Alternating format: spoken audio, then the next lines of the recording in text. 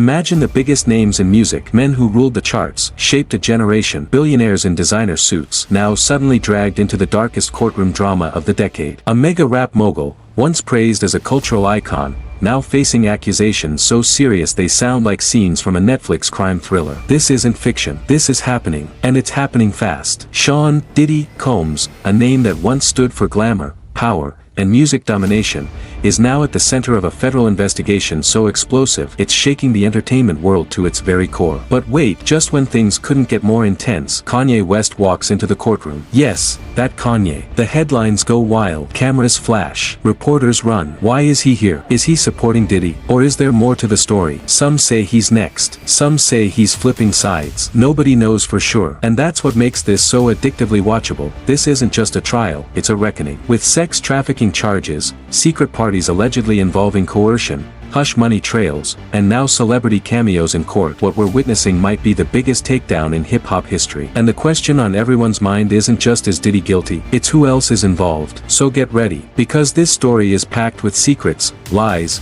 betrayal, and moments so shocking you'll think you're watching a movie. But it's real, and it's happening right now. Sean "Diddy" Combs wasn't just a rapper, he was a movement. From launching Bad Boy Records to shaping the careers of the notorious B.I.G., Mary J. Blige, and others, Diddy symbolized success. He wore suits while others wore chains. He threw white parties on yachts while others fought for airtime. He became a billionaire with music, fashion, and vodka. But behind that polished smile and private jets, something darker was hiding, something now tearing his empire apart. The first signs came quietly. Whispers, anonymous reports, civil lawsuits settled out of court. But the real storm broke when federal agents raided multiple Diddy-owned properties, including his mansion in Los Angeles and his private residence in Miami. SWAT-style operations, helicopters overhead, digital evidence seized. Suddenly, this was no longer about rumors. The U.S. Department of Justice was involved, and they were building something big. The charges? Unbelievable. Diddy stands accused of sex trafficking,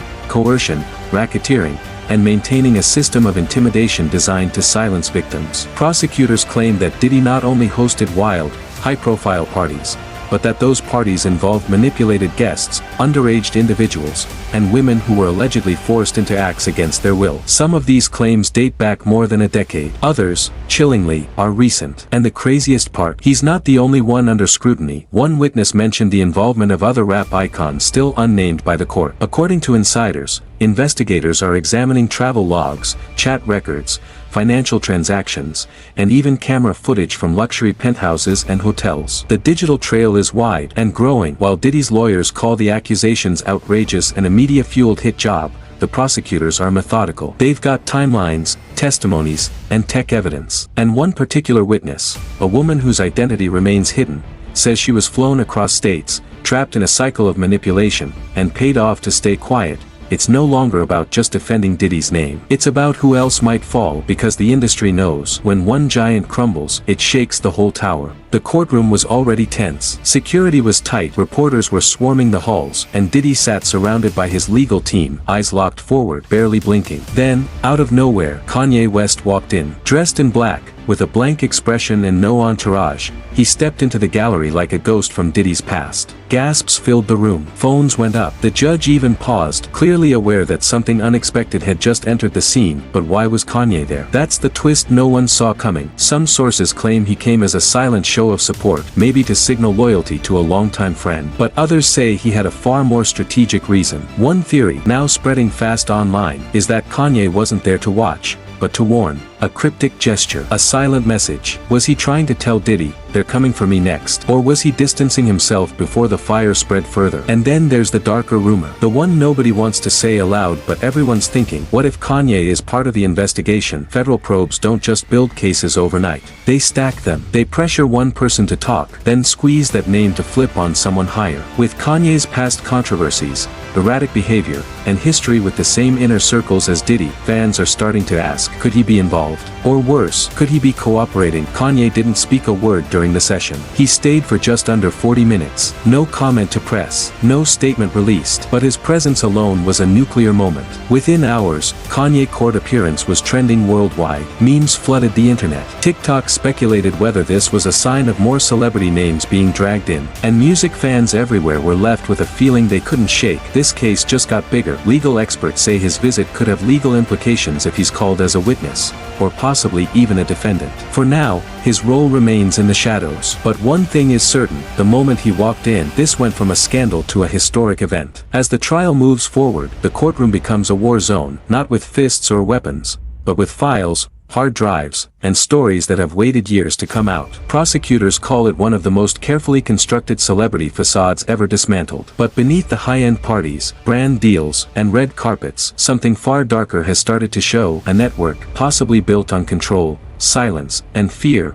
One of the biggest shocks. A former Diddy employee, now turned whistleblower, dropped a bombshell last week. She handed over what prosecutors are calling a digital time capsule, a full archive of text messages, photos, audio recordings, and internal schedules. On the surface, it may look like a collection of party invites and travel plans, but prosecutors say it's more than that. Much more. Inside those files are entries labeled private sessions, screened guests only, and names abbreviated in codes. Multiple women, some of them now speaking anonymously through legal channels, claim they were invited to these sessions under the impression of modeling gigs or music opportunities. Once inside, though, the stories shift. Controlled environments, confiscated phones, pressure to drink, and behind closed doors, acts that some say they were too scared to refuse. Here's where it gets really wild. In a portion of encrypted texts, references are allegedly made to third-party fixers, individuals whose job was to track down those who tried to speak out and either silence them with payoffs or scare them into disappearing.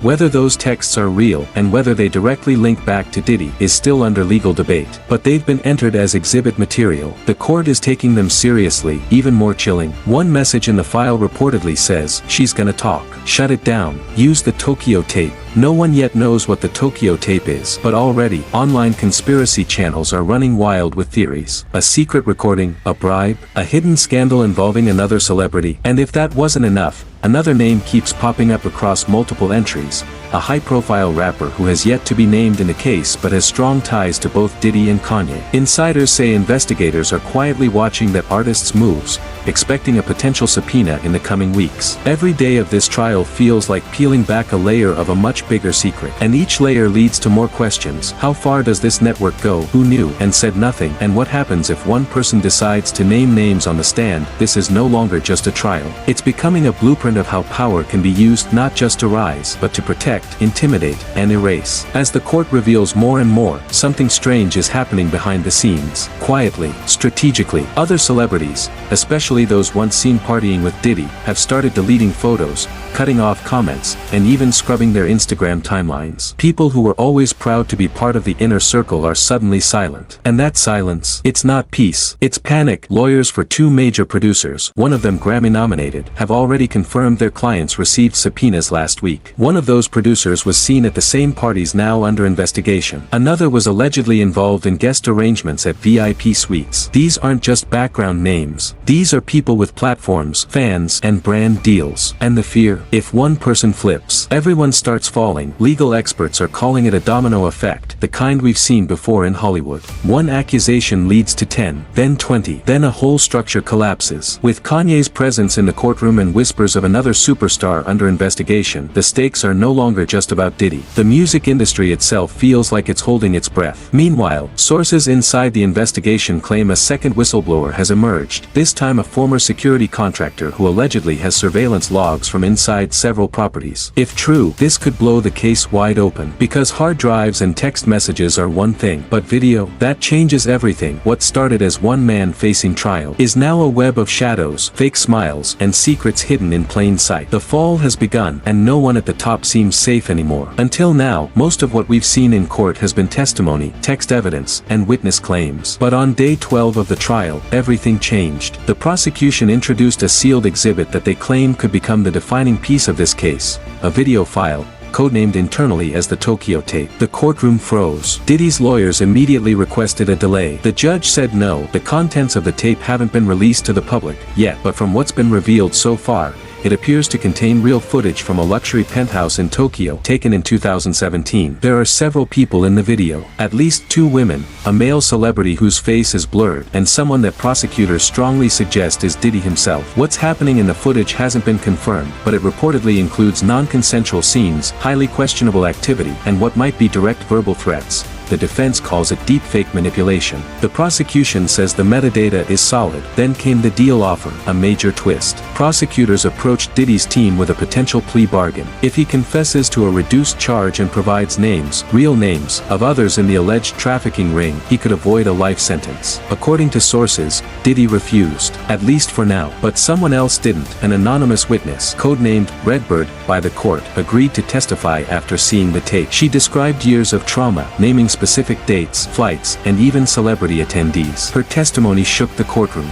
She claimed that what happened at these so-called parties was not about pleasure, not about fame, but about control. She named a Grammy-winning artist, a retired athlete, and a famous director. None of them are on trial yet, but investigators are already following the leads. What's coming next could be explosive, because with the Tokyo tape now in evidence, and Redbird's account confirmed against flight records and financial statements, this is no longer about if something happened. It's about how many people were involved, and who will fall next. As the trial enters its final stretch, the energy in the courtroom has shifted. Diddy no longer sits with the same confidence. His lawyers look tense. The gallery is filled not with fans, but with faces waiting for justice. Every day brings another piece of the puzzle, another crack in the wall. What started as a case against one man has evolved into an expose of a culture long protected by fame, money, and silence. The Tokyo tape is just one example. More digital evidence is expected to surface. More names could be called. And if even half the rumors are true, we're looking at one of the largest celebrity scandals in modern history. But this isn't just about celebrity downfall. It's about the survivors, the ones who were ignored, paid off, or threatened into silence. It's about those who stayed quiet for years and finally found the courage to speak. Redbird is just one voice. There may be more, and they're watching closely. If justice is served here, it won't just be a legal victory. It will be a signal that even the most powerful can be held accountable. For fans, it's a hard truth to swallow. The music, the fashion, the empire, it all came with a cost. And now, the bill has come due. Whether Diddy walks free or not, the world has changed. Eyes are open, questions are being asked, and the days of hiding behind